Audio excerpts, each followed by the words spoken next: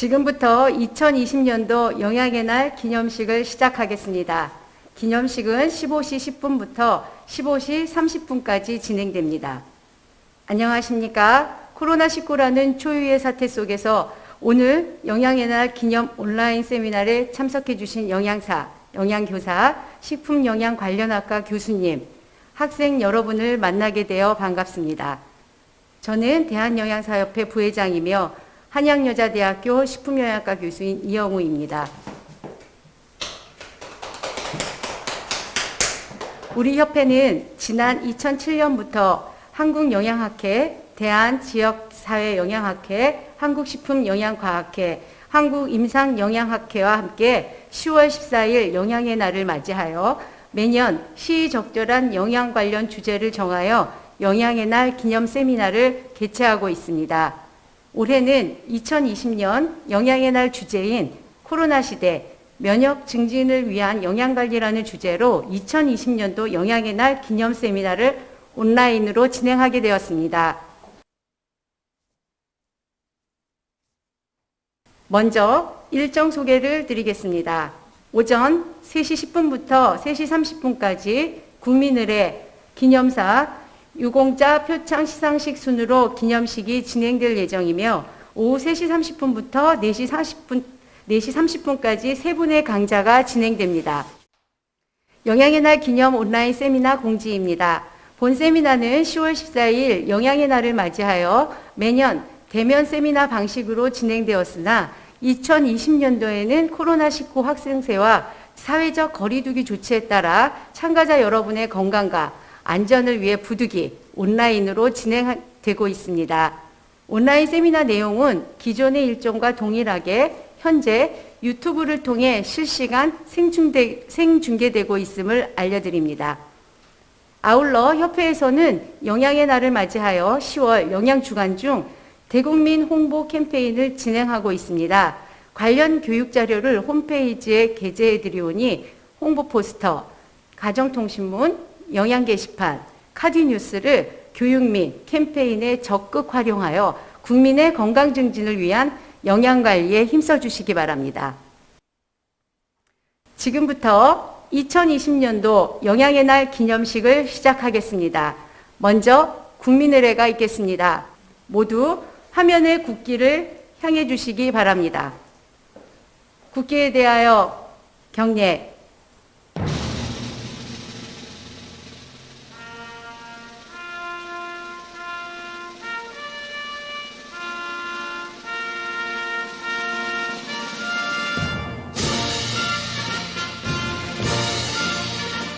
나는 자랑스러운 태극기 앞에 자유롭고 정의로운 대한민국의 무궁한 영광을 위하여 충성을 다할 것을 굳게 다짐합니다.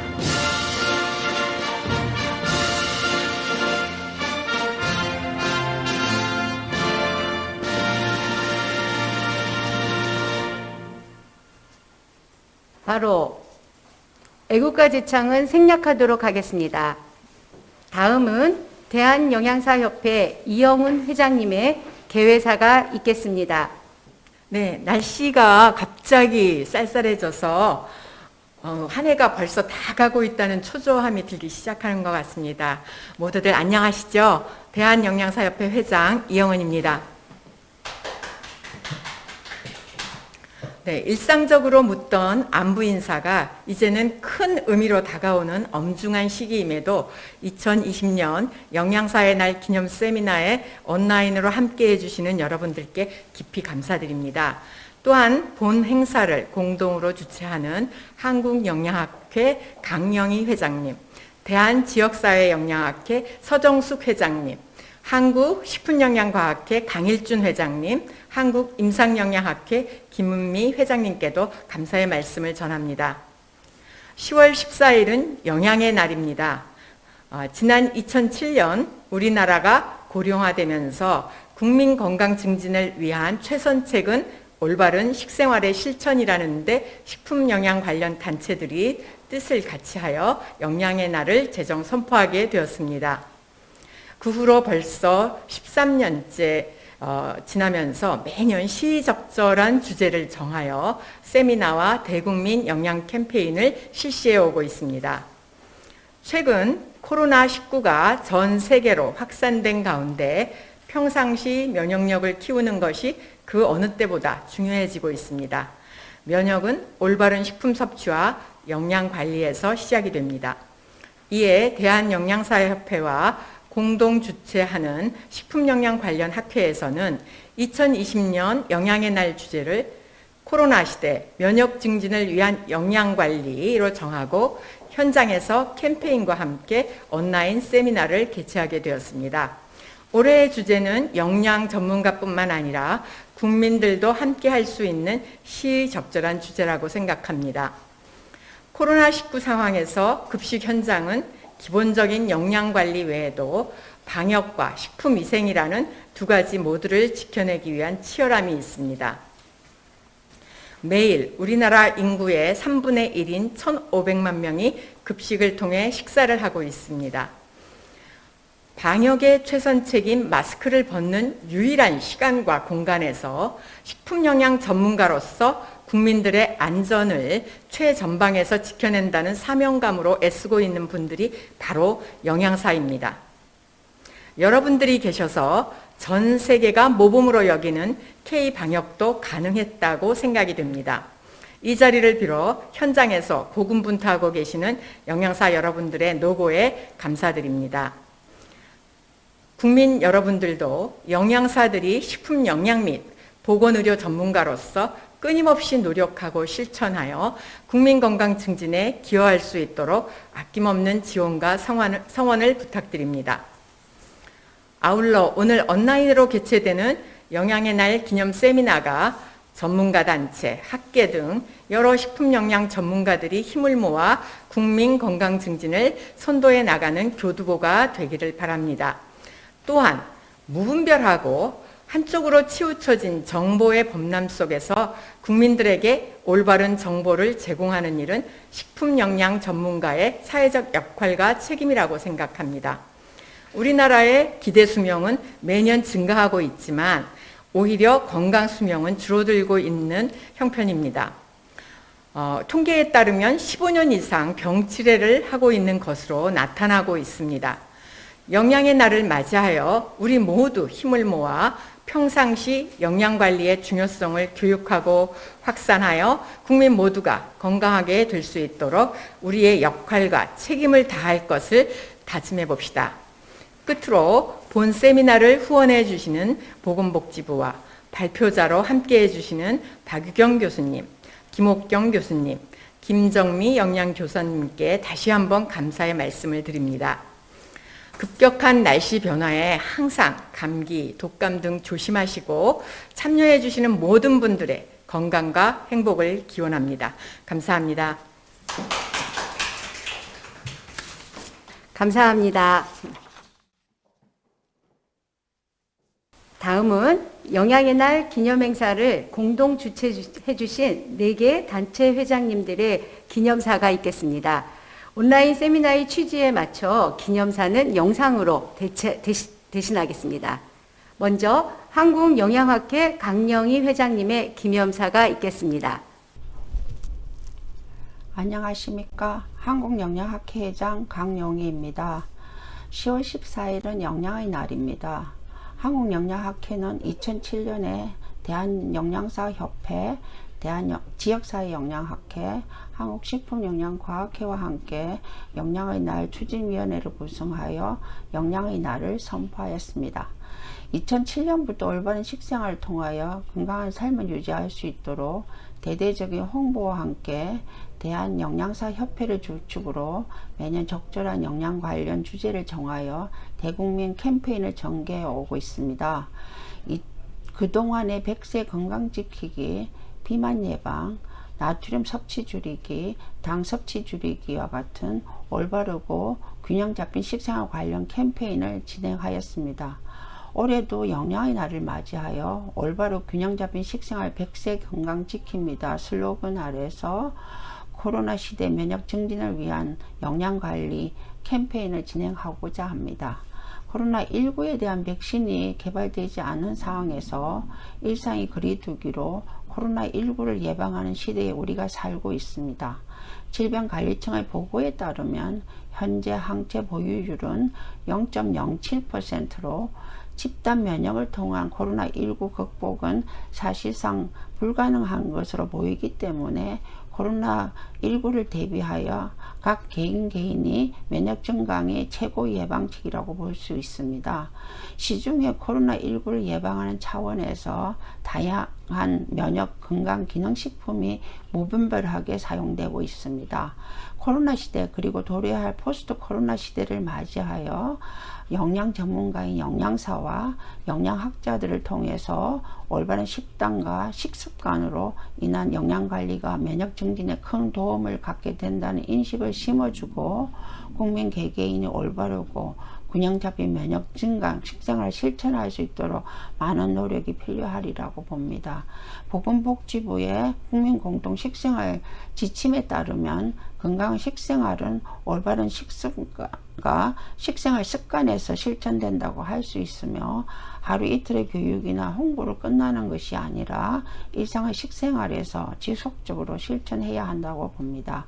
영양의 날을 맞이하면서 영양의 날을 의미를 두고 되새기고 건강 식생활 중요성을 하에 전반적으로 확산시키는 그런 계기가 되었으면 합니다. 감사합니다. 다음은 대한지역사회영양학회 서정숙 회장님의 기념사가 있겠습니다.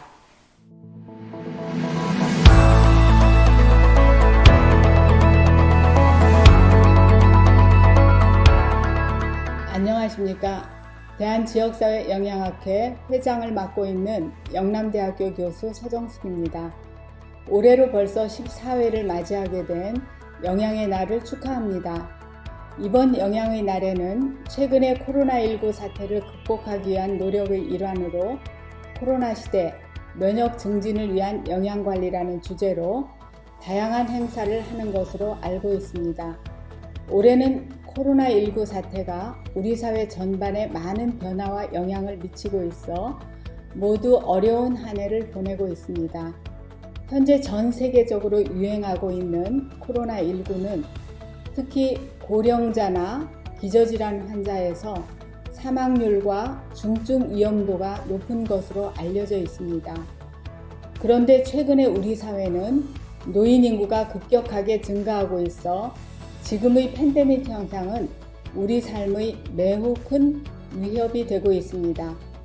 하루빨리 포스트 코로나 시대가 오기를 기대했던 마음이 위드 코로나 시대를 준비해야 한다는 새로운 경고로 바뀌고 있는 가운데 이러한 현상이 지속된다면 이는 100세 건강 시대를 위협하는 새로운 장애물이 될 수 있을 것입니다. 노인기의 생리 현상 중 노화 과정은 면역계를 포함하는 생리 기능의 손상을 동반하여 신경계, 내분비계와 같은 조절 시스템에 관여하는 세포의 기능에 영향을 미치고 있습니다. 따라서 이러한 감염성 질환의 예방과 관리를 위해서는 노인뿐만 아니라 전 연령층을 대상으로 면역력 증진을 위한 전문적인 영양관리 프로그램을 개발하고 관련 연구를 활성화시켜야 할 뿐만 아니라 현장에서 직접 활동하는 영양 전문인의 역량을 강화시켜야 할 것입니다. 이러한 활동을 지원하기 위하여 관련 기관이나 학회들이 서로 협동하고 연대하여 코로나 시대에도 불구하고 국민의 건강한 삶이 담보될 수 있도록 선도적인 역할을 해나가기를 기대하고 응원합니다. 감사합니다.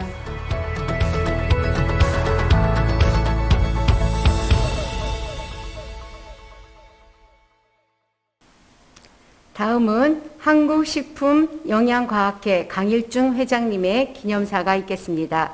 강일중 회장님의 기념사는 자료집의 내용으로 가름하겠습니다. 마지막으로 한국임상영양학회 김은미 회장님의 기념사가 있겠습니다. 안녕하십니까. 한국임상영양학회 회장 김은미입니다.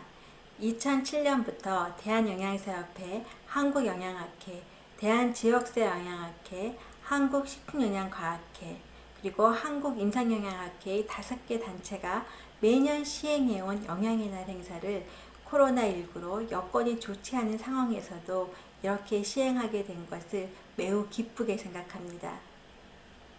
건강한 삶을 영위하는 데 있어 영양이 중요하다는 것은 이미 잘 알려진 사실이며 영양은 생활환경과도 밀접하게 연관되어 있습니다.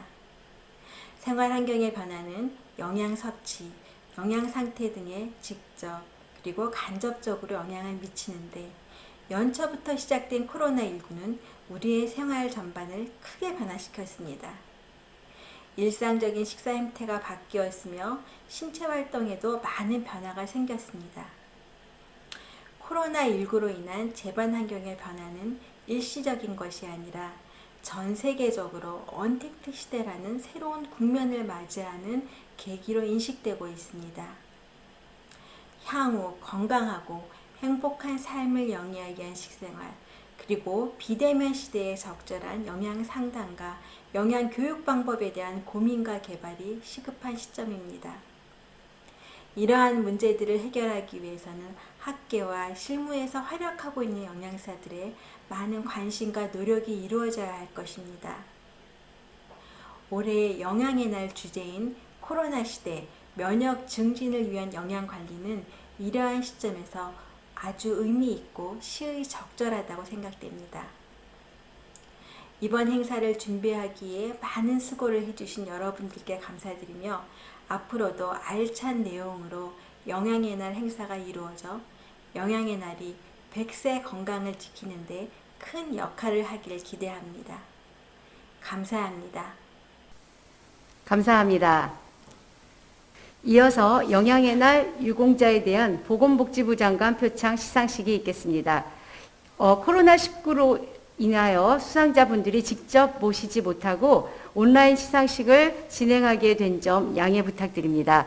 그럼 수상자를 발표하겠습니다.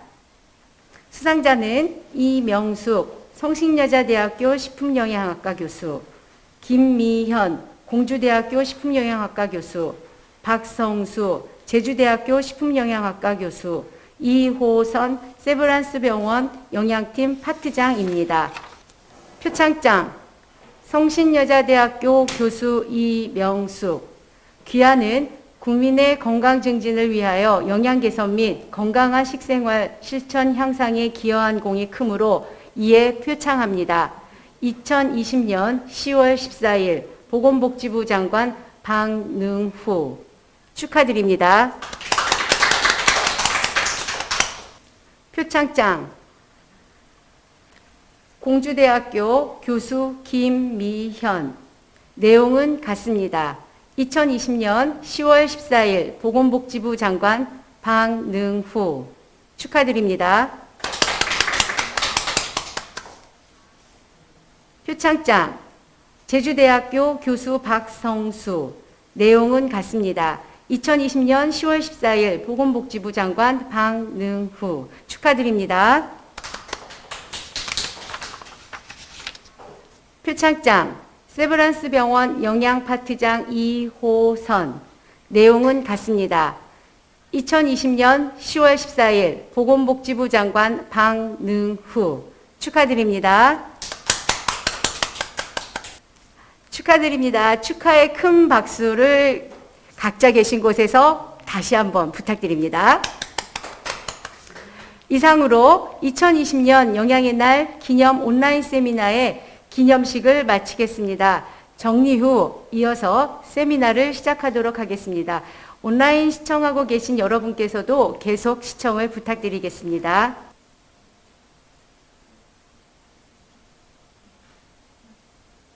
지금부터 2020년도 영양의 날 기념 온라인 세미나를 시작하겠습니다. 첫 번째 강좌는 3시 30분부터 50분까지 진행됩니다. 첫 번째 강좌는 코비드19 대응 지역 사회 주민을 위한 면역 증진 방안이라는 주제로 경희대학교 의학영양학과 박유경 교수님께서 발표해 주시겠습니다. 박유경 교수님은 연세대학교 식품영양학과 학사, 연세대학교 식품영양학과 석사, 일리노이 대학 인체영양학 박사를 졸업하셨습니다. 경력으로는 러거스대학교 박사후 연구원, 한남대학교 식품영양학과 연구교수, 현재는 경희대학교 동서의학대학원 의학영양학과 교수이시며 현재 대한지역사회영양학회 사업이사이십니다. 발표 시간은 20분입니다. 박유경 교수님을 앞으로 모시고 강좌를 시작하겠습니다. 예, 경희대학교의 박유경입니다. 소개 감사합니다. 오늘 2020년 영양의 날을 맞이해서 여러 학회 선생님들의 수고로 이렇게 온라인 세미나를 그래도 개최하게 되어서 정말 다행이고 기쁘고 또 이런 자리에 서게 해주셔서 감사드립니다. 오늘 제목을 보시면 정말 어마어마한 좀 부담스러운 제목인데요. 우리가 코비드19를 대응할 수 있는 특별한 면역 증진 방안이 있어서가 아니라 이제 영양 전공을 한 우리로서 어떠한 영양소들을 조금 챙겨 먹으면 좋을까에 대해서 포커스를 하여 강의를 하도록 하겠습니다. 발표 순서로는 제일 먼저 우리 코로나에 대한 아주 간단한 팩트 체크 좀 하고요. 그 다음에 면역 관련 영양소, 그리고 개인 수칙인데 이제 수칙 중에서 좀 식품과 관련해서 주의 깊게 봐야 될 것들을 위주로 강의를 진행하겠습니다. 먼저 코로나는 여러분 다 아시다시피 사르스코브2라는 바이러스 감염에 의해서 생긴 호흡기 증후군입니다. 그래서 보통 기침이나 재채기를 통해서 그리고 이제 침방울, 말을 하면서 튀는 그 침방울을 통해서 접촉이 된다고 알려져 있고, 현재 안타까운 거는 뭐 백신 개발도 한다고 하지만 실제 백신보다 더 중요한 게 치료제잖아요. 근데 치료제도 아직 만들어지지 않은 상황이라 저희들이 이렇게 계속 두려움에 좀 떨고 있는 셈이죠. 그러니까 뭐 타미플루 같은 치료제만 있었으면 사실 이게 이렇게 큰 이슈가 안 될 수가 있는데, 그러한 점이 있다는 것과, 그 다음에 뭐 인터넷이나 이제 기사를 보면 꽤나 성별이나 인종이나 뭐 혈액형에 따라서도 확진이 달라진다라는 의견들은 있지만 아직 이게 정설로 된 거는 없고, 가장 제가 최근에 읽었던 논문에서는 O형이 확진자가 좀 적다고 하더라고요. 그래서 그게 꼭 그런 건지는 잘 모르겠지만, 하여튼 그런 이제 결과가 있었고요. 그 다음에 확실한 건 어느 나라에서나 마찬가지인 고위험 집단은 60세 이상으로 특히 기저질환을 가지신 분들이 가장 위험하고, 그 다음에 확진도 되지만 확진 이후 사망에 이르는 어떤 치명률이 높다고 알려져 있습니다. 우리나라 보고에도 보면 확진자는 지금 현재 20대가 가장 높지만 사망률은 80대가 가장 높고요. 특히 확진된 사람 중에 사망하는 수가 그 치명률이라고 하는데, 그게 이제 20%가 넘어서 5분 중에 1분은 사망에 이르는 사실 굉장히 무서운 병입니다. 자, 그래서 말씀드린 것처럼 우리가 할 수 있는 일은 대응하고 예방하는 거다. 걸렸을 때보다는. 그래서 오늘의 강의는 뭐 걸린 사람에 대한 거라기보다도 예방에 대한 이야기가 주가 될 것입니다. 현재 백신이 없기 때문에 우리는 예방을 해야 되는데, 개인 위생은 여러분 너무나 잘 아실 거기 때문에 그냥 간단히 손을 제대로 씻고, 그다음에 기침할 때 입을 잘 막고, 지금 저희 여기 강의장도 다 마스크 쓰고 계시고 이렇게 안전하게 진행을 하고 있는데, 그게 굉장히 중요하고요. 그다음에 이제 씻지 않은 손으로 눈, 코, 입 만지지 않고, 그다음에 환기를 밀폐된 공간에서 가급적 잊지 않기. 이 정도의 생활 수칙 위에는 그럼 없겠느냐라는 게 이제 저희 강의의 내용입니다. 방법은 이게 바이러스이기 때문에 바이러스에 대해서 저희가 면역을 강화하는 거, 그러니까 면역력을 키운다라는 말이 바른 말은 아니라고 하더라고요. 그래서 면역력을 키운다라기보다는 저희 어떤 면역 체계를 강화시키는 방법이 뭐가 있겠느냐 했을 때 크게 3가지로 보면, 적절한 영양을 가지는 것과 그 다음에 적절한 운동을 하시는 것, 그리고 적절한 휴식을 취해야 된다는 부분이고요. 아래 2부분은 제가 전문가가 아니기 때문에 여러분들이 알아서 운동과 휴식을 취하시고, 저는 적절한 영양에 대해서 말씀드리도록 하겠습니다. 먼저 저희의 면역 시스템을 먼저 살펴보면, 면역 시스템은 일단은 외부의 어떤 위험에 대해서 우리 몸이 방어하는 기전이에요. 그래서 그 방어를 할 때 어떤 게 외부냐라고 했을 때 미생물들, 이렇게 병원균 같은 것들과 그다음에 뭐 기생충 같은 거, 그다음에 암세포는 사실은 외부라고 하기에는 내부에 변형된 모습이긴 한데 어쨌든 그것도 이제 막아야 되는 세포고요. 그다음에 이제 외부에서 우리가 이식을 받거나 그럴 때 그거에 대해서도 저희 몸은 면역 기전을 일으킵니다. 근데 그 면역 시스템에서 가장 중요한 부분은 외부와, 그러니까 인체의 것이냐 아니냐 이거를 구분하는 게 가장 중요한데요. 그래서 무엇이 인체에 속하는지, 그러니까 자기와 비자기를 구분하는 것이 면역 시스템에서 굉장히 중요합니다. 그래서 뭐 예를 들어 자기 건데 자기인데 비자기로 인식을 하는 게 자가 면역 반응 같은 걸 일으키는 거잖아요. 그렇게 해서 이제 면역 시스템은 이렇게 생겼고, 그 면역 시스템을 조금 구분을 하자면 선천 면역과 적응 면역으로 인네이트와 어댑티브라는 두 가지의 큰 분류로 나눌 수가 있어요. 그러면 이제 어댑티브 같은 경우는 항원에 대해서 이제 학습에 의해서 이렇게 조금 이렇게 적응이 돼서 본다고 생각을 하시면, 선천 면역은 이제 해부학적으로 우리가 몸에서 이미 가지고 있는 타고난 것들이에요. 뭐 해부학적인 어떤 피부, 그 다음에 점막, 그다음에 코, 털, 뭐 이렇게 외부 물질 못 들어오게 한다든지, 그다음에 뭐 눈물 같은 데도 효소가 있어서 이렇게 외부 물질을 이제 이렇게 파괴시킨다든지 그런 방어 체계를 가지고 있고, 그다음에 우리가 나쁜 것을 먹었을 때 위에서 굉장히 강한 산이 나와서 그런 바이러스나 식중독균을 죽인다든지 하는 그런 이제 특별히 노력을 하지 않아도 우리 몸에서 가지고 있는 선천적인 면역들이 있습니다. 근데 그것을 돕는 우리의 세포들이 있는데, 식균 세포와 그다음에 여러분 요새 테레비 광고에도 뭐 NK셀 액티비티 뭐 이러면서 NK셀을 높이자 뭐 이런 얘기도 많이 하는데, 내추럴 킬러 셀이라는 그런 이제 세포들이 또 면역 기능을 강화시킬 수 있거든요. 그리고 그 외에는 보채, 사이토카인 같은 그런 면역 단백질들이 있습니다. 이러한 이제 면역 방어 시스템을 봤을 때 그러면 영양소하고 어떤 관계들이 있는지도 좀 중요할 텐데요. 먼저 그 방금 말씀드렸던 것들을 좀 크게 분류를 하자면 보채와 그다음에 대식세포, 점액질막, 그러니까는 외부 물질을 막아내는 그 점막의 기능, 그다음에 T세포, B세포 이렇게 크게 한 5가지로 분류를 할 수가 있고요. 제가 이것을 보여드리는 이유는 뒤에 나오는 영양소들이 이제 각각 어디에 조금 더 영향을 주는지 그림이 자주 나올 거예요. 그래서 이제 그림을 조금 기억해 두시면 좋을 것 같습니다. 자, 그러면 방금 말씀드렸던 그 면역과 관련된 영양소들에 대해서 이제 조금 나열을 할 건데요. 먼저 가장 중요한 부분이 영양소 부족과 그 다음에 과잉, 이 두 가지로 나눠서 얘기를 할 거고, 과잉 먼저 하자면, 그러니까 영양소가 무조건 많다고 좋은 건 아니라는 거를 말씀을 드리는 거고요. 특히 이제 영양소 과잉이 다량 영양소가 과잉이 됐을 때는 보통은 이제 비만인데, 그 비만 자체도 다시 면역 기능을 약화시키는 부분이 있어요. 그래서 이것도 살짝 말씀을 드리겠지만, 이제 주로 드릴 말씀은 열량 혹은 영양소의 부족에 대한 이야기를 말씀드릴 것입니다. 자, 그러면 먼저 단백질이 부족했을 때도 면역에 문제가 있을까라는 말씀을 드리자면, 다양한 이유로 단백질이 부족할 수가 있어요. 그 다양한 이유는 여기는 오른쪽에는 좀 영어로 이렇게 써 있는데, 이거는 나중에 참고를 하시되 조금 쉽게 한국말로 정리를 하자면, 식품 섭취가 제한이 됐을 때, 아니면 아플 때, 뭔가 통증이 많을 때, 잘 씹어 삼키지 못할 때, 그리고 뭐 극심한 다이어트를 할 때는 열량도 부족하고 단백질도 좀 적게 섭취하게 되잖아요. 이제 그랬을 때는 사실은 면역이라는 거는 단백질로 구성된 부분들이 많기 때문에 단백질을 충분히 드셔주시는 게 가장 중요한 파트인데, 이게 이제 부족했을 때 우리의 대식세포 기능이 약화가 되고 T세포 기능이 약화가 되기 때문에 면역력이 떨어지는 그런 현상을 나타낼 수가 있어요. 그래서 단백질을 반드시 섭취를 해야 된다고.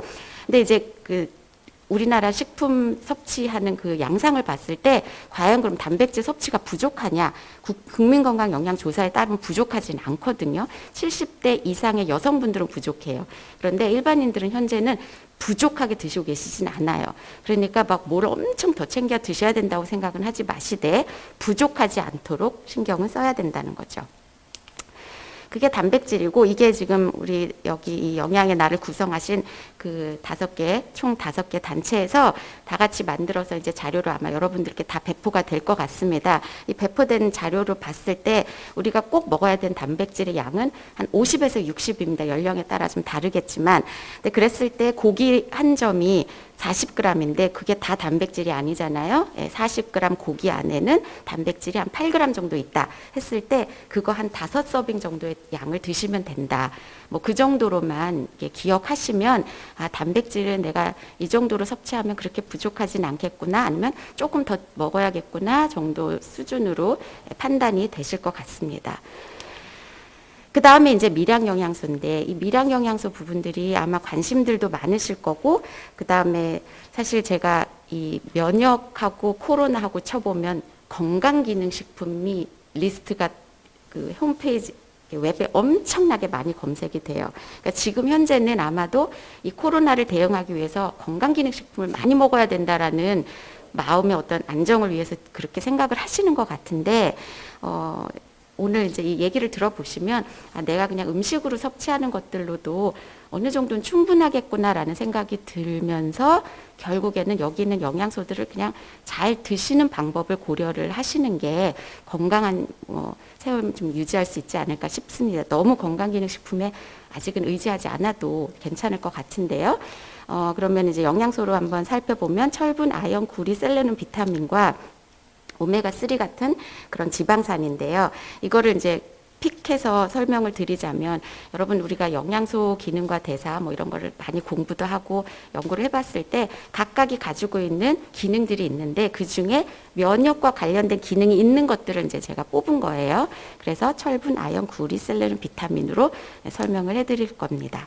그러면 이제 철분을 봤을 때는 얘가 여러 가지 기능이 있겠지만 이제 면역에만 관련이 돼서 보자면 T세포 형성의 보조 역할을 하고, 그다음에 병원체 공격을 하기 때문에 요 위에 보시는 이 아까 신체 면역에서 어떤 부분에 조금 더 기능을 할까를 여러분들한테 빨갛게 동그라미를 쳤으니 그렇게 좀 기억을 하시면 될 것 같고요.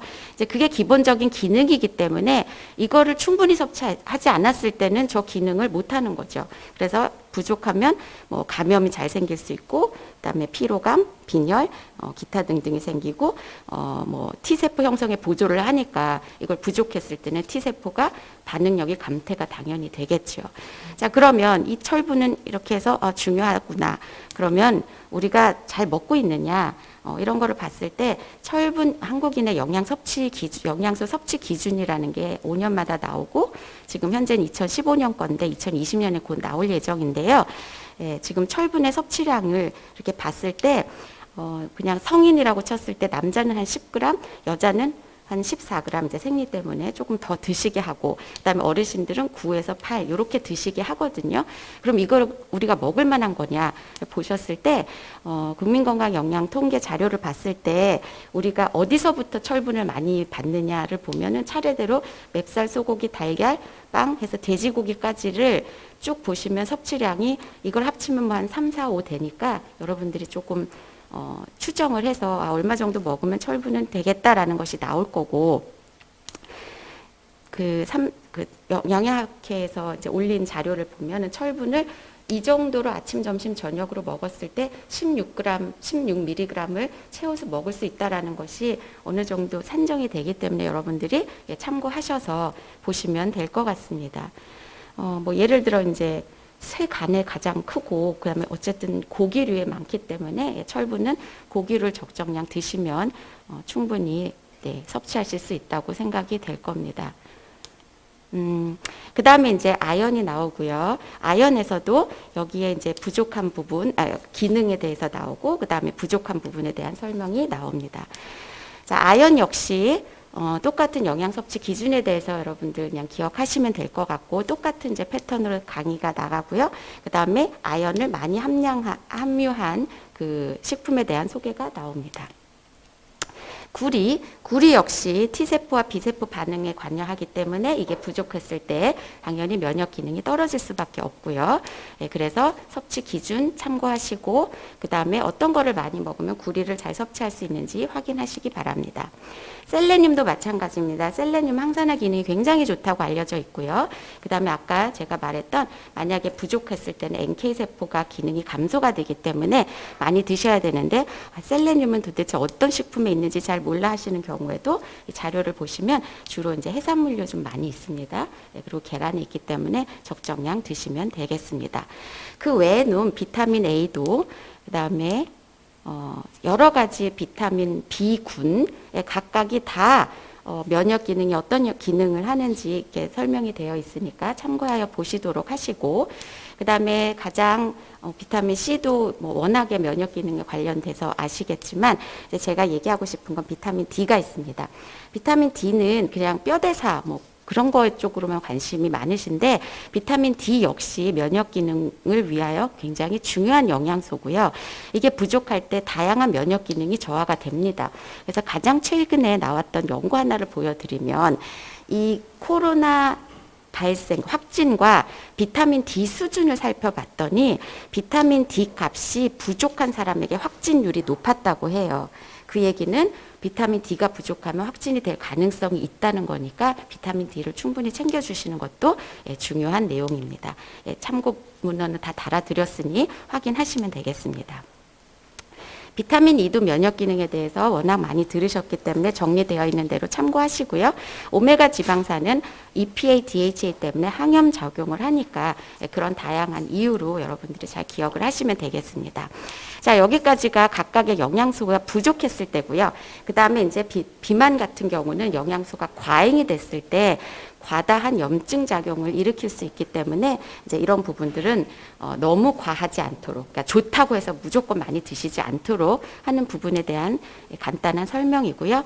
그 다음에 방금 말씀드렸던 단백질, 비철분, 비타민들이 어떤 식으로 이렇게 역학적으로 들어가는지 여러분들이 도표로 보시면 참고가 되실 것 같고요. 그 다음에 이제 마지막입니다. 이제 해외 가이드라인을 열심히 찾아봤어요. 도대체 코로나에 대해서 식생활에 대한 어떤 지침을 하느냐 봤더니 뭐 미국 영양사협회 CDC, 그다음에 유럽, 그다음에 FAO, WHO에서 각각 얘기하는 게 별다른 건 없었어요. 그래서 이것도 여러분 정리되어 있으니까 보시고 그 다음에 이제 보충제가 있었는지를 좀 살펴봤더니 유일하게 여기 유럽에서는 영양소 섭취 기준을 충분히 섭취하지 못할 때는 보충을 할 수 있겠다 정도의 권장은 있고 그 외에는 보충제에 대한 권장은 전혀 없었습니다. 그래서 잘 드시는 게 가장 중요합니다. 그리고 이거는 이제 최근에 뉴트리션 리뷰에 나온 논문인데요. 이거 한 그림이 아마 오늘의 강의를 잘 서머리할 것 같습니다. 뭐냐면은 부족하고 위험이 있는 사람에게는 이런 서플리멘테이션을 할 수가 있고 그 외에는 다양한 식품을 섭취함으로써 코로나를 막을 수 있고 개인 위생이 매우 중요하다라는 거 기억하시면 될 것 같습니다. 이 개인 수칙도 식품과 관련된 개인 수칙에 대한 이야기인데요. 다른 데에서도 가끔씩 나오는데 이게 이 식품 자체를 먹는 게 안전한가라는 불안이 있잖아요. 그래서 우리나라 이제 질병관리청에 들어가서 봤더니 식품을 통해서는 현재는 아직 코비드를 앓을 위험은 없다라고 말씀을 했고요. 그 다음에 만약에 이제 섭취를 하면 똑같이 바이러스 생각해서 이 질병을 잘 예방하려면 음식을 권장 요리 온도에서 안전하게 섭취하고 취급하는 것이 중요하다.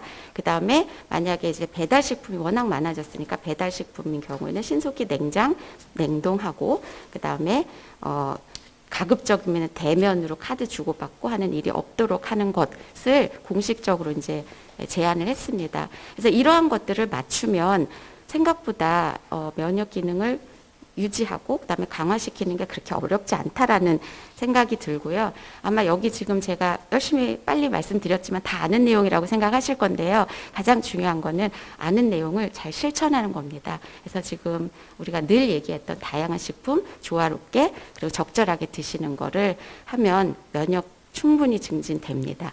네, 이상입니다. 감사합니다.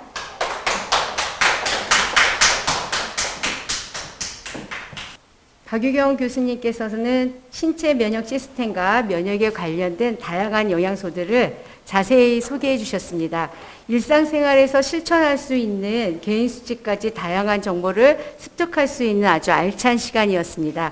강의를 해주신 박유경 교수님께 감사드립니다. 고맙습니다. 두 번째 강좌는 3시 50분부터 4시 10분까지 진행됩니다. 대사증후군에 대한 적응 면역세포 활성 변화라는 주제로 전남대학교 식품영양학과 김옥경 교수님께서 발표해 주시겠습니다.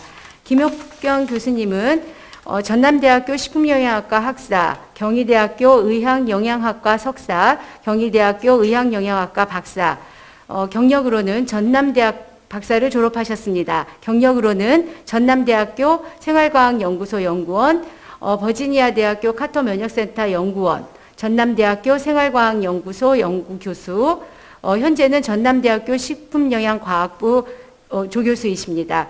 또한 한국식품영양과학회 편집위원을 역임하고 계십니다. 발표 시간은 20분입니다. 김옥근 교수님을 모시고 강좌를 시작하겠습니다.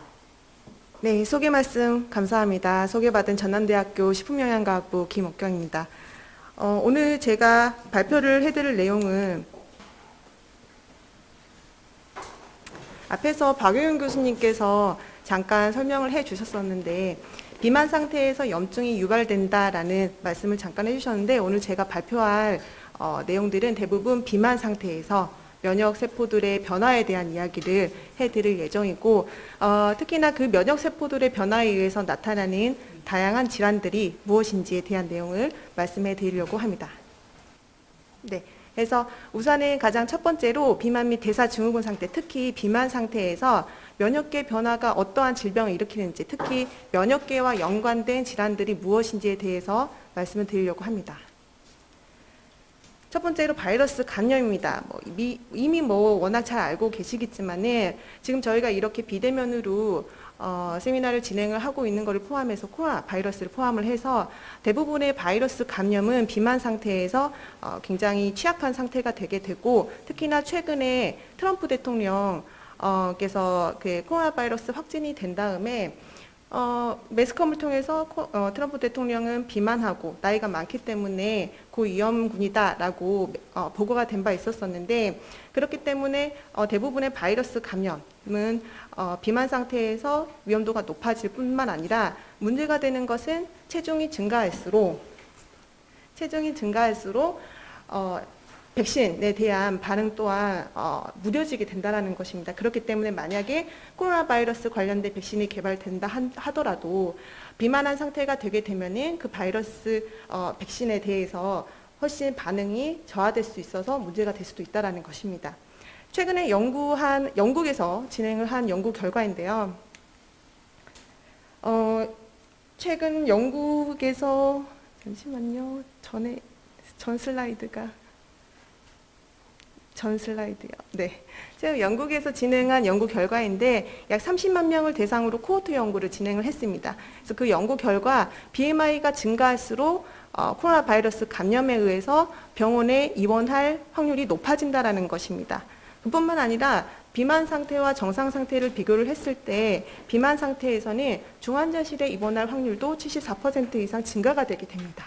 그리고 영국에서 진행한 연구 결과뿐만 아니라 미국에서 진행한 연구 결과도 마찬가지로 병원에 입원할 확률, 그리고 호흡기 치료를 해야 될 확률, 그리고 사망률까지도 증가가 되는 비만 상태에서 증가가 되는 것을 확인을 했었습니다. 그래서 비만 상태에서는 대사적인 변화들, 그리고 신체적인 변화들, 그리고 비만에 의한 합병증 이런 것들이 복합적으로 작용을 해서 코로나 바이러스가 감염되었을 때 앞에서 이야기한 것처럼 입원율이 증가되고 사망률이 증가가 되게 되는데 뿐만 아니라 백신의 효과도 떨어지게 됩니다. 그래서 이 백신의 효과가 떨어지게 되는 내용은 제가 뒤에서 조금 더 자세하게 말씀드리도록 하겠습니다. 그리고 사실 최근에는 코로나 바이러스에 중점적으로 연구를 진행을 하고 있지만은 과거에는 인플루엔자 바이러스와 비만에 대한 상관관계로 굉장히 연구를 활발하게 진행했었습니다. 그래서 이 그림에서 보여주고 있는 데이터는 인플루엔자 바이러스를 이용을 해서 비만과 그 다음에 면역과의 상관관계를 본 것인데 다이어트를 통해서 비만을 유발을 하든 아니면 유전적인 결핍을 통해서 유발이 된 비만이든 어찌되었든 정상 상태와 비교를 했을 때는 인플루엔자 바이러스 감염된 상태에서는 서바이벌이 훨씬 이렇게 떨어지게 되고 뿐만 아니라 비만 세포의 면역 세포의 그 숫자 자체도 줄어드는 것을 확인할 수 있습니다. 그래서 따라서 비만 상태에서는 항바이러스 능력이 떨어지게 되고 훨씬 바이러스 감염이 취약하게 된다는 것입니다. 뿐만 아니라 비만 상태에서는 알러지 유발도 증가하게 되는데 재미난 연구 결과가 있었었는데 하이핏 다이어트를 섭취를 하게 해서 쥐에게 비만을 유도를 한 다음에 이 쥐에게 푸드 알러지가 일어나는지를 확인을 했을 때 푸드 알러지가 훨씬 더 증가가 된다는 것을 확인을 할 수가 있었고 이 비만한 쥐의 장내 미생물을 정상 시기를 섭취한 정상 쥐에게 그 주입을 하였을 때 그때에도 마찬가지로 푸드 알러지가 유발된 것을 확인을 할 수가 있었습니다. 그리고 앞에 박효영 교수님께서 잠깐 설명을 해주셨던 염증 관련된 것입니다. 그래서 이 그림은 피부염에 대한 데이터를 보여주고 있는데 워낙에 다양한 염증 질환에도 비만이 영향을 미치는데 비만과 염증에 대한 내용은 뒤에서 조금 더 자세히 설명해 드리겠습니다.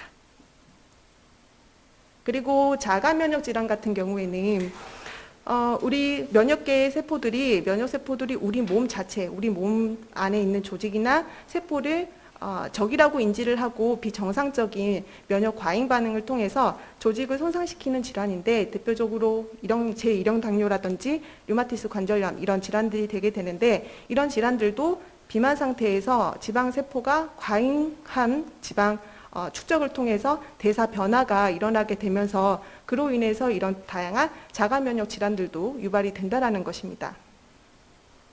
마지막으로는 각종 암입니다. 워낙 잘 알려진 내용이지만 비만한 상태에서 암이 위험도가 높아지는 이유 중에 하나는 비만한 상태에서는 면역세포들의 능력들이 좀 떨어지게 됩니다. 그래서 면역세포가 정상적으로 암세포를 제거하지 못하고 정상 상태보다는 훨씬 더 암에 대한 위험도가 높아지게 됩니다.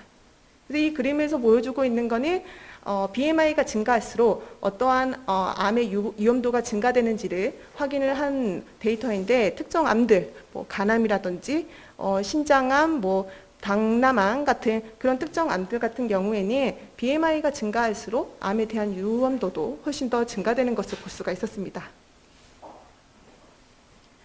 그래서 우선은 이렇게 다양한 면역계 관련된 질환들이 비만 상태에서 증가가 되게 되는데 왜 그런 질환들이 더 크게 발병이 되는가를 말씀드리기에 앞서서 면역계가 어떤 역할을 하는지 물론 앞에서 박 교수님께서 너무 자세하게 말씀해 주셨는데 간단하게 보고 넘어가도록 하겠습니다. 우리 몸은 외부의 다양한 요인들, 다양한 병원체들, 자외선들, 먼지들 이런 것들을 방어하기 위해서 첫 번째로는 물리적이고 화학적인 그러니까 피부라든지 점막이라든지 점액이라든지 이런 방어선을 통해서 보호를 하고 만약에 이 1차적으로 방어하는 방어선이 뚫렸다라고 한다면 내재면역 세포, 내재면역 반응들이 일어나게 됩니다. 그래서 이 내재면역 세포들이 패소젠을 제거를 하게 되는데 만약에 적절하게 제거를 하지 못한다라고 한다면 세 번째 방어선, 적응면역 세포들이 활성화가 일어나게 됩니다. 그래서 우선은 내재면역 세포들은 우리 온몸에 각 조직이 상주를 하고 있다가 패소젠이 우리 체내에 들어왔을 때 활성화가 일어나게 되고 이를 인지를 하게 되면서 그때부터가 면역 반응이 시작이 되게 됩니다. 그래서 그때부터 면역 반응이 시작이 되게 되고 만약에 내재 면역 세포가 패소젠을 정상적으로 제거를 하지 못한다라고 한다면 덴드리틱셀, 수지장 세포가 패소젠의 일부를 T셀에게 전달을 하면서 적응 면역 세포도 활성화를 일으키게 됩니다. 근데 중요한 것은 이러한 면역 반응이 일어날 때 정상적으로 어떤 세포의 활성화가 적당하게 일어나는 것이 중요하게 되는데 그것을 조절해주는 조절 세포들이 있습니다. 그래서 그런 조절 세포들의 활성도 일어나야만 너무 과하지 않은 면역 반응이 일어날 수가 있다는 것입니다. 그래서 내재 면역에 포함되는 세포들, 적응 면역에 포함하는 이 세포들이 각각이 임무를 하게 되게 되고 그를 통해서 패소젠을 제거를 하고 항원 항체 반응이 일어나기 때문에 그렇기 때문에 이러한 반응들이 통합적으로 일어나면서 우리 몸의 면역력을 증가를 하게 되는 것입니다. 그래서 그런 비만 상태에서는 이런 면역계에 어떠한 변화가 일어나기 때문에 그런 질환들이 일어나는지 보도록 하겠습니다. 가장 중요한 거는 비만 상태에서는 염증이 유발이 된다라는 건데 비만 상태에서는 지방세포에 과잉된 지방 축적이 되는 것이고 그로 인해서 염증성 사이토카인 분비가 증가가 되게 됩니다. 그럼 그 염증성 사이토카인을 통해서 대식세포가 유입이 되게 되고 훨씬 더 많은 대식세포의 활성화가 일어나게 됩니다. 그래서 이 대식세포의 활성화는 더욱더 염증성 사이토카인 분비를 촉진시키게 되면서 결과적으로는 전신을 염증 상태로 만들게 되기 때문에 최근에는 비만을 낮은 전신성 염증 상태다라고 정의를 하기도 합니다. 근데 그렇게 지방 세포에서만 일어나는 것이 아니라 이 그림에서는 랑게르한스섬을 보여주고 있는데 랑게르한스섬에서도 마찬가지로 비만한 상태에서는 대시세포 유입이 증가가 됩니다. 근데 대시세포만 증가가 되는 것이 아니라 랑게르한스섬에 있는 베타셀도 마찬가지로 아주 많이 증식이 되게 되면서 그림에서 보는 것처럼 크기 자체가 아주 비대해지게 됩니다. 근데 문제는 베타셀이 인슐린을 분비를 하는 기능을 하게 되는데 이 베타셀의 숫자는 늘어나지만은 염증 상태가 일어나기 때문에 정상적으로 인슐린을 분비하는 기능이 떨어지게 됩니다. 그래서 제2형 당뇨 비만에 의해서 제2형 당뇨가 일어났을 때 시간이 지날수록 인슐린 분비가 감소되는 원인이 이러한 기전 때문이라고 볼 수 있습니다. 지방 세포에서 앞에서 말씀드린 것처럼 대식세포의 유입만 일어나고 대식세포의 활성화만 일어나는 것이 아니라 그 외에 면역계를 포함하고 있는 대부분의 면역세포들의 활성화가 일어나게 됩니다. 근데 이러한 활성화가 정상적이지 않고 비정상적으로 일어나게 되면서 다양한 사이토카인의 분비에 불균형을 초래를 하면서 질환들을 유발을 하게 되는 것입니다.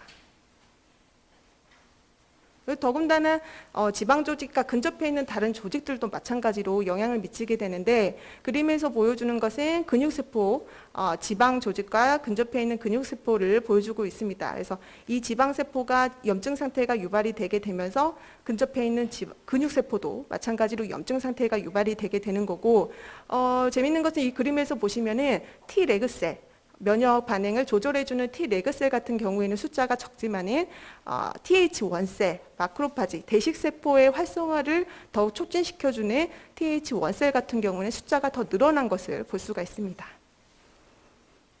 그래서 T셀 같은 경우에는 굉장히 면역계에서 중요하게 다른 면역세포들의 그 도움을 주는 역할들을 하기 때문에 T세포에 대해서 간단하게 정리를 좀 하도록 하겠습니다.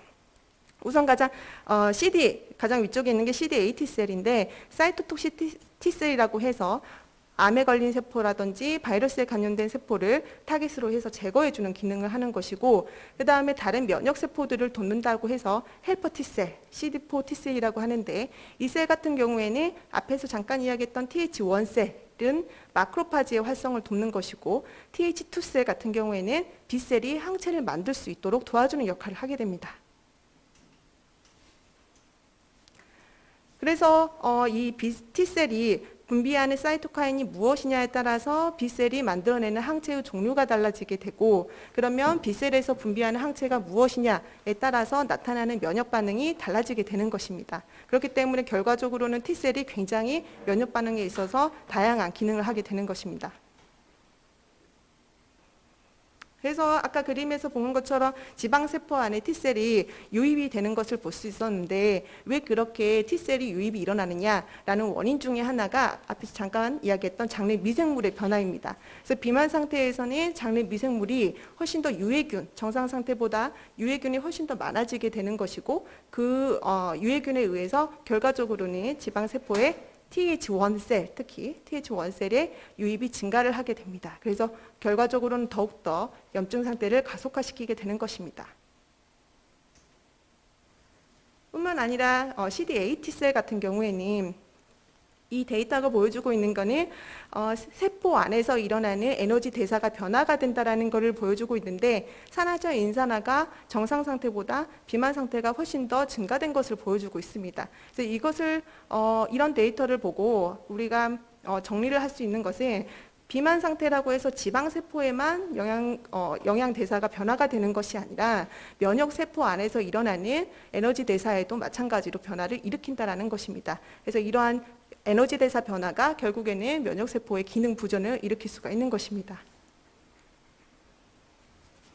이거 앞에서 백신에 대한 효과가 떨어진다라고 했었는데 재밌는 것은 지방 세포 근처에 메모리 T셀이 또 존재를 합니다. 그래서 이 메모리 T셀 같은 경우에는 항원이 1차적으로 들어왔을 때 이것을 기억을 하고 있다가 2차적으로 재침입을 했을 때 아주 빠르게 대응을 하는 세포인데 이 세포 같은 경우에 비만한 상태에서는 이 세포의 기능이 상실이 됩니다. 그래서 결과적으로는 정상적으로 재침입한 그런 항원을 방어를 하지 못하고 결과적으로는 세포가 사멸이 되도록 유도를 하게 됩니다.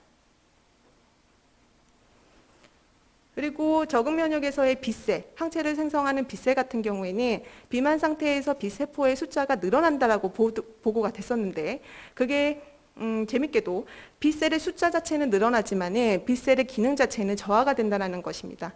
그래서 이 연구 결과에서는 나이가 많든 젊든 이 비만 자체가 어찌되었든 B셀이 가지고 있는 기능을 약화를 시키고 그리고 메모리 B셀 같은 경우에는 숫자 자체도 감소를 시킨다. 그래서 결과적으로는 우리가 백신의 효과를 떨어뜨리는 그런 기능을 할 수가 있다는 것입니다.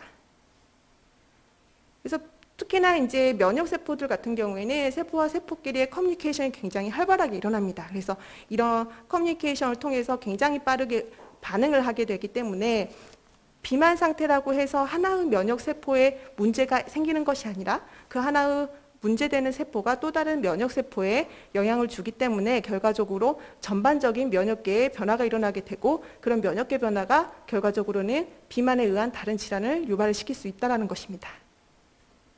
그래서 이제 앞에 박영인 교수님께서 워낙 자세하게 말씀을 해주셨는데 이 면역력을 그러면 어떤 식으로 좀 증진을 시킬 수 있는가를 몇 가지를 보도록 하겠습니다.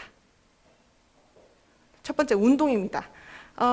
앞에서 비만 상태가 뭔가 비만 상태에서는 면역계가 뭔가 비정상적으로 활성화가 된다라고 했었는데 운동을 통해서는 면역을 조절해주는 능력 자체가 증가가 되게 됩니다. 그래서 면역력 자체가 증가가 되고 뿐만 아니라 영양소 섭취도 마찬가지로 운동과 같은 기능을 할 수가 있습니다. 그래서 이 데이터는 DHA 섭취가 메모리 B셀의 숫자 자체를 늘린다라는 결과를 보여주고 있는데 이 결과뿐만 아니라 이 논문에서는 인플루엔자 바이러스가 감염되었을 때도 DHA 섭취가 결과적으로는 항체 생성까지도 증가를 하더라라는 연구 결과를 보여줬습니다.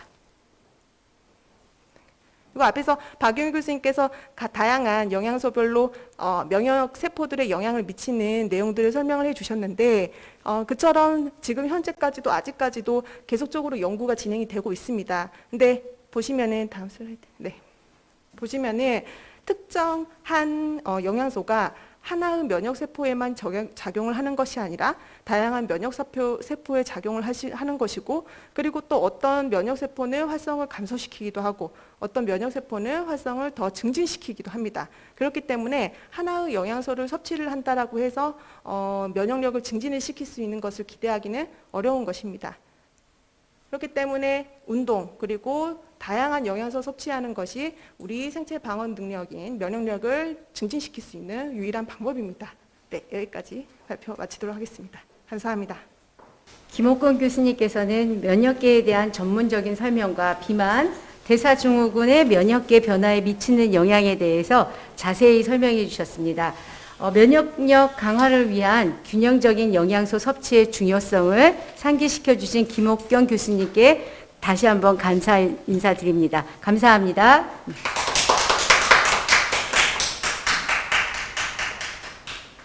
마지막 강좌는 4시 20분부터 40분까지 진행됩니다. 4시 10분부터 바로 진행되도록 하겠습니다. 마지막 강좌는 면역력 레벨업 건강 밥상 및 영양교육 실천 사례 나래밥이라는 주제로 광희고등학교 김정미 영양교사님께서 발표해 주시겠습니다. 중앙대학교 교육대학원 석사를 졸업하시고 현재 경력으로는 식품위생직 공채 임용되셔서 광명초등학교 영양교사 임용을 하시고 현재는 광희고등학교 영양교사로 역임 중이십니다. 발표 시간은 20분입니다. 김정미 영양교사님을 앞으로 모시고 강좌를 시작하겠습니다. 네, 안녕하세요. 저는 광희고등학교 영양교사 김정미입니다. 먼저 제 강의를 시작하기에 앞서 전국의 집단급식소에 근무하시는 우리 영양쌤들께 정말 방역의 최전선에서 방역에 애쓰시고 힘쓰시는 모든 선생님들께 저를 포함하여 감사의 인사를 드리고 싶습니다. 덕분에 감사합니다.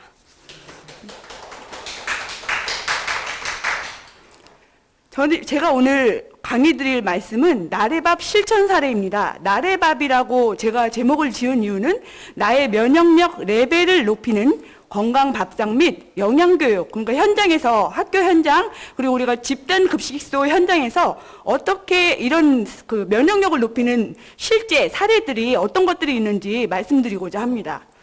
제가 준비해서 말씀드릴 제목 순서는요. 첫 번째 면역력이란 앞에 두 교수님이 다 말씀을 해주셨지만 다시 한번 짚어보고요. 그 다음에 면역력을 높이는 학교 밥상 제공 사례를 말씀드리고자 합니다. 그리고 면역력을 높이는 이제 영양교육 사례들이 여러 가지가 있거든요. 그런 사례들 그리고 결론 및 재현에 대해서 말씀드리겠습니다. 면역력이 뭘까요? 저는 이제 고등학교에 근무하기 때문에 고등학교 3학년 학생들이 매일 등교를 했어요, 올해. 그래서 그 아이들을 대상으로 항상 면역력이 뭘지 뭐 이렇게 물어보기도 하고 그런데 어떤 아이한테 제가 너는 면역력이 뭐라고 생각하니 하니까 그 아이가 안 아픈 거요 라고 단번에 얘기를 하더라고요. 아, 그래? 그럼 그건 맞다. 그럼 너는 면역력이 높은 거 같니? 낮은 거 같니? 그랬더니 저는 너무 튼튼해서 탈이에요. 그렇게 말을 하더라고요. 그래서 이것은 사실 우리 학교에 근무하는 선생님들은 다 인지를 하고 계실 거예요. 선생님들이 워낙에 급식을 훌륭하게 잘 제공을 했기 때문에 아이들이 이렇게 면역력이 훌륭하게 이렇게 키울 수 있지 않았을까 그런 생각이 듭니다. 그래서 실제 청소년기 면역력은 실제 국어사전에 나와 있는 내용이거든요. 그래서 인체 내부에서 감염이나 질병에 대항하여 병원균을 무력화하는 힘을 말한다고 합니다. 그러면 청소년기 면역력이 떨어지면 어떤 현상들이 나타날까요? 우리 아이들이 면역력이 떨어지게 되면 모든 병에 감염이 잘 되게 되죠. 그래서 그 중년층에서 나타나는 대상포진 이런 것들이 많이 나타나는데 그런 질병에 걸리기 쉬운데 청소년기에도 이런 질병들이 많이 걸린다고 합니다. 그리고 스포, 배아픔, 설사, 그리고 알레르기, 특히 우리 학교 선생님들은 전부 다 알레르기 아이들 처방하기 위해서 열심히 노력을 하시잖아요. 그 알레르기 번호도 막 공지를 해주시고 그런 식단에 대해서 아이들 위험에 빠지지 않게 안전한 급식을 제공하기 위해서 노력을 하시는데요. 특히 성장기 청소년은 면역력이 어느 때보다 중요하므로 면역력을 높이는 방법을 잘 알고 실천하는 것이 중요합니다. 반대로 청소년기 면역력이 우리 아까 제가 물어봤던 친구처럼 면역력이 아주 튼튼하다면 병과 싸울 수 있는 조건이 향상되어 면역력 예방에, 질병 예방에 도움이 된다고 합니다. 그렇다면 면역력을 높이는 방법은 뭐가 있을까요? 이 세 가지를 말씀을 드릴 수가 있는데요. 일단은 잘 먹어야 합니다. 이게 몸이 건강하려면 잘 먹어야 하고, 그 다음에 질 좋은 수면이 필요합니다. 질 좋은 수면이 필요하고, 그 다음에 온도가 필요하죠. 그래서 저희가 코로나19에 가장 큰, 걸렸는지를 알 수 있는 가장 큰 증상이 온도죠. 37.2도 이상 올라가면 의심 환자로 이렇게 보기 때문에 이 온도 관리도 굉장히 중요하다고 봅니다. 그래서 이 세 가지 중에 우리 영양쌤들이 할 수 있는 방법은 바로 잘 먹기. 이것을 어떻게 잘 먹을 수 있는지 우리 영양쌤들이 아이들에게 교육하고 실천할 수 있도록 하는 게 중요하다고 생각합니다. 그래서 저는 아이들에게 이렇게 야, 코로나 시기에 영양쌤이 너희들에게 알려줄게. 코로나19로부터 나를 지키는 확실한 3가지 방법이 있어. 이것이 무엇일까? 그래서 아이들한테 이렇게 전자 게시판을 이용해서 아이들에게 교육을 시켜주는데요. 첫째로 면역력을 높이는 음식을 섭취하도록 한다. 그게 중요하다고 얘기를 하고요. 그 다음에 2번째로는 적당한 운동. 그리고 3번째로는 골고루 먹는 게 정말 중요하다. 근데 골고루 먹으려면 이왕이면 면역력이 높은 음식을 먹는 게 중요하지 않겠나. 그래서 면역력이 높은 음식들을 좀 이렇게 알려주고 있습니다. 그래서 우리나라에서 굉장히 좋은 면역력을 높이는 음식들이 많죠. 그래서 마늘, 생강, 꿀, 녹황색 채소, 버섯 등 이런 것들이 많이 있으니까 될 수 있으면 골고루 먹도록 하라고 이렇게 교육 자료를 만들어서 안내를 하고 있습니다. 그리고 오늘 그 식단을 딱 그 사진을 찍어서 아이들에게 제공을 하고 오늘의 식단에 면역력을 높이는 음식들이 뭐가 들어가 있는지 아이들한테 제공을 하면 그냥 일반 급식을 그냥 아무 생각 없이 먹었다면 알고 먹는 급식은 훨씬 우리 몸에 도움을 줄 수 있다고 생각을 하기 때문에 이런 교육 자료를 제공하고 홍보하고 게시하는 것이 굉장히 중요하다고 생각을 합니다. 그리고 옆에 보시면 저희가 이제 경기도교육청 TV, 경기도교육청 유튜브로 저희 영양쌤들, 경기도 영양쌤들이 초등, 중등 학부모용으로 코로나19 시대에 아이들이 온라인 학습 때문에 집에서 급식, 이렇게 스스로 만들어 먹어야 하는데 그렇게 스스로 만들어 먹을 때 어떤 것들이 면역력을 좀 높일 수 있는가 이런 그런 요리를 12가지를 선정을 하여서 저희가 그걸 요리를 만들어서 경기도교육청 TV에 유튜브에 올려서 아이들이 많이 집에서 보고 따라할 수 있도록 그렇게 교육 자료를 만들어서 게시하였습니다. 그렇다면 면역력을 높이는 학교 밥상 제공 사례를 좀 안내를 드리고자 합니다. 저희 학교 제공 사례인데요. 첫 번째로 저희 학교가 이제 그 고등학교다 보니까 일반 초등학교나 중학교에 비해서 굉장히 양이 많은데 사실 이 양도 아이들이 먹는 양보다는 굉장히 맥시멈으로 중간 사이즈로 이렇게 차린 거거든요. 고등학교 아이들은 먹는 양이 정말 상상을 초월할 정도로 많습니다. 그래서 이 오리고기와 첫 번째는 이제 오리고기와 채소인데 오리고기에 들어있는 각종 면역력 강화 식재료, 식품들 그런 것들 이렇게 사용해서 오리고기와 채소로 식단을 제공한 사진이고요. 그다음 김치, 짜글인데요. 김치 같은 경우는 뭐 전 세계가 인정을 하는 그런 면역력 강화 식재료죠. 식품이죠. 그래서 김치 짜글이를 해서 면역력 증진을 강화할 수 있도록 하였고요. 그 다음에 고3 아이들이다 보니까 곧 있으면 수능을 보게 되잖아요. 그래서 수험생의 입장에서 그 아이들 면역력을 높일 수 있도록 전복을 이용해서 삼계탕을 만들어서 제공하였습니다. 전복 같은 경우는 타우린이 굉장히 높아서 콜레스테롤 수치를 조절해 주는 역할을 해서 면역 기능 향상 능력이 굉장히 뛰어나다고 판명된 식재료의 하나죠. 그 다음에 삼색 과일 그리고 곤드레 나물바 플레인 요거트가 있습니다. 삼색 과일 같은 경우 과일에도 면역력이 높일 수 있는 그런 성분들이 많이 들어있고 곤드레 나물은 아이들이 싫어할 수도 있지만 고3 아이들 같은 경우는 굉장히 또 생각보다 아이들이 굉장히 잘 먹는구나 이런 생각을 할 정도로 굉장히 잘 먹더라고. 잘 섭취를 잘해서 곤드레 나물에 들어있는 그 한방에 뭐 지열, 소염, 이뇨작용 등 뭐 각종 작용들이 면역력을 높이는 기능이 있다고 합니다. 그리고 플레인 요거트로 아이들에게 과일을 이렇게 위에 얹어서 제공을 했는데 요거트 속 프로바이오틱스 요즘에 좀 되게 이슈가 많이 되는 식품이죠. 그래서 유해균을 없애고 세포 염증을 줄여주어 면역세포의 기능을 향상시키는 그런 기능이 있다고 해서 플레인 요거트도 아이들에게 제공을 하고 있습니다. 이렇게 보시면 이 식단이 아이들에게 굉장히 좀 인기가 많은 식단이고 뭐 거의 잔반율이 없을 정도로 잘 먹는 식재료 그 식단으로 구성이 되어 있습니다. 그래서 이런 걸 안내를 드리고 있고요. 그다음에 새우살 감바스 같은 경우도 새우살에 또 면역력을 향상시켜 줄 수 있는 강화시켜 줄 수 있는 그런 성분이 많기 때문에 그런 걸 이용해서 식단을 제공을 한 사진이고요. 토마토 카프레제는 토마토에 들어있는 그런 면역 기능 뭐 토마토가 빨갛게 익으면 의사 얼굴이 빨개진다라는 그런 속담이 있듯이 그런 좋은 식재료라고 할 수 있습니다. 그리고 저희가 이제 아이들 식단을 쭉 나가고 요즘에 이제 온라인으로 하다 보니까 선생님들이 설문조사를 멘티미터로 이제 설문조사를 하셨는데 그 우리 학교 급식 메뉴 중에서 가장 맛있었던 거 2가지만 골라봐 하였더니 아이들이 거의 다 뭐 다 주로 나온 것들이 거의 다 고기 종류였어요. 뭐 진짜 오리불고기, 돼지불고기, 뭐 스테이크 막 이런 거였는데 그 중에 유일하게 야채로 이루어진 그 식단이 토마토 카프레제가 있더라고요. 그게 이게 그 멘티미터가 여러 가지 아이들이 그 중복 응답을 하면 가장 많은 중복 응답이 그 안에 굵은 글씨로 이렇게 떠지잖아요. 그런 것처럼 토마토 카프레제가 굉장히 굵은 글씨로 써져 있어서 토마토 카프레제가 채소의 면을 살렸다. 이렇게 할 수 있을 정도로 토마토 카프레제가 들어가 있어서 그나마 다행이었다. 그런 생각이 들었습니다.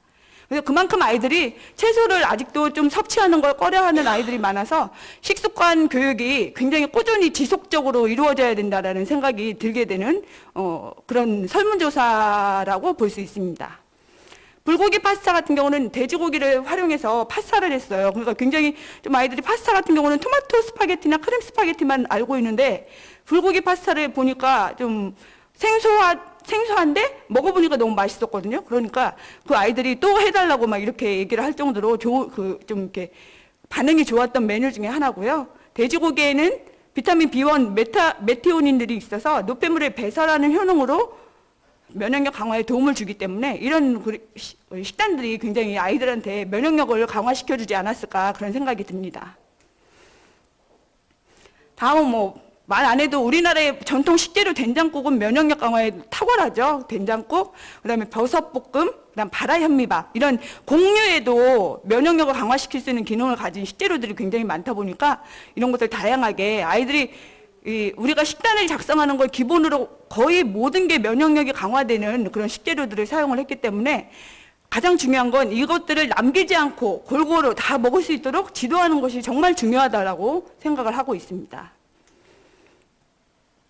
그렇다면 이번에는 면역력을 높이는 영양교육 사례를 보시겠습니다.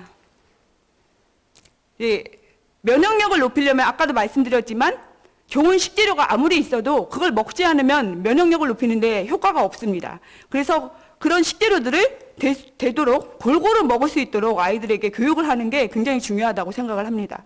영양과 식생활이라는 경기도교육청 교재를 활용해서 아이들에게 좋은 식습관을 키울 수 있도록 영양교육을 실천을 했고요. 식품구성 자전거를 통해서 왜 골고루 먹어야 하는지에 대해서 인지할 수 있도록 그런 교육을 했고요. 그 다음에 오른쪽 맨 마지막 사진은 아이들 동아리 시간에 실제로 요리를 만들어보고 그것을 직접 만들어봄으로써 스스로 성취감을 느끼고 그것을 섭취함으로써 기쁨을 느낄 수 있도록 그런 영양교육들을 활용을 했습니다. 다음 사진은 아이들 왜 채소와 과일 왜 골고루 먹어야 되는지 얼마만큼 먹어야 되는지 알려주기 위해서 채소와 과일 정해진 양 먹기 교육을 한 사례고요. 그리고 6학년 아이들을 대상으로 했기 때문에 브레인스토밍이 굉장히 잘 되기 때문에 왜 채소와 과일을 먹어야 하고 450g 먹으려면 어떻게 먹어야 되는지를 브레인스토밍으로 좀 만들어보자 해서 이런 활동을 했던 사례 모습입니다. 그래서 마지막에 야채, 과일 이런 것들 이용해서 그 과일꼬치, 야채꼬치를 만들어서 먹었는데 정말 아이들이 맛있게 먹고 집에서 평상시에 이런 과일이나 야채가 있었으면 먹지도 않았을 아이들이 그 교육 시간에는 너무 재밌게 먹고 맛있게 먹고 나도 먹을 수 있겠구나 이런 생각을 인식의 전환을 바꿔준 그런 교육이었다고 생각이 듭니다. 그리고 이제 고등학교 사례인데 아까 전자게시판을 이용해서 제가 교육 자료 게시를 해서 그런 교육했던 활동 모습이고요.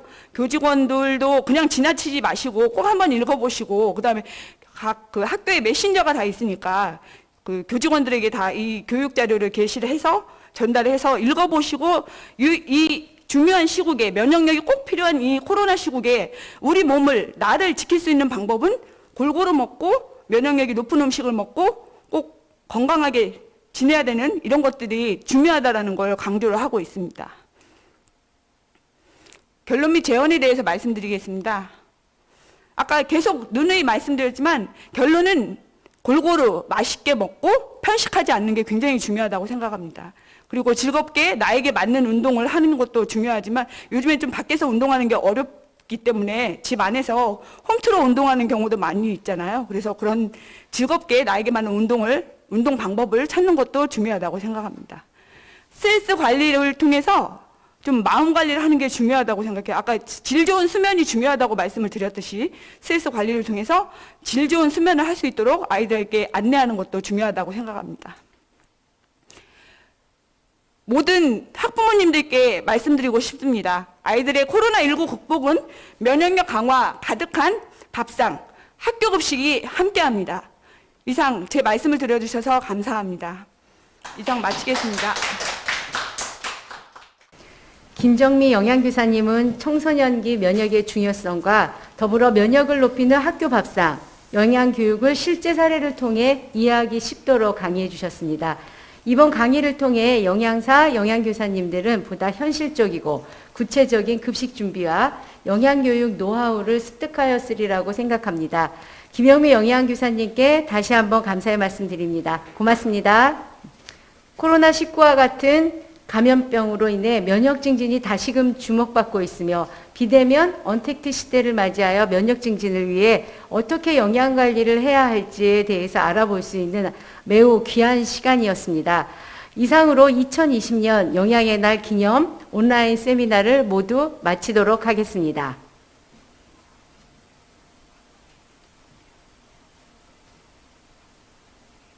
바쁘신 중에 세미나 발표를 준비해 주시고 좋은 강의를 해주신 발표자분들께 다시 한번 감사의 말씀을 전해드립니다.